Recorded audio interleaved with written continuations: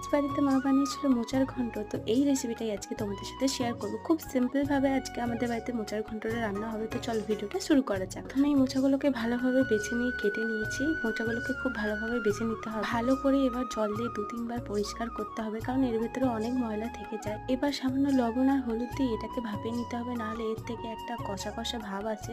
তো যার জন্য এটাকে ফুটিয়ে নেওয়া দরকার। সামান্য পরিমাণ তেল গরম হয়ে গেলে তাতে তেজপাতা দিয়ে আলুগুলোকে ভালোভাবে ভেজে নিতে হবে। ভেজে নেওয়ার পর সেদ্ধ করা মোচাটাও ওতে দিয়ে দিতে হবে। দিয়ে সামান্য পরিমাণ লবণ, হলুদ গুঁড়ো, লঙ্কার গুঁড়ো আর সামান্য পরিমাণ জল দিয়ে কিছুক্ষণের জন্য ঢাকা চাপা দিয়ে রাখতে হবে। অন্যদিকে আদা রসুনের পেস্টটা ভালোভাবে তৈরি করে নিতে হবে। মোচাটা ভালোভাবে সিদ্ধ হয়ে নামিয়ে নিলে আদা রসুনের পেস্টটা ভালোভাবে ভেজে আবারও একবার মোচাটা দিয়ে ভালোভাবে মিক্স করে নিতে হবে। এবার উপর থেকে সামান্য পরিমাণ গরম মশলা আর চিনি দিয়ে রেডি আমাদের মোচার ঘন্ট। সিম্পল ভাবে এই রান্নাটা তৈরি করা হয়েছে। রেসিপিটা কেমন লাগলো অবশ্যই জানিও। দেখা হবে আরো নতুন নতুন ভিডিওতে। আজকের জন্য টাটা।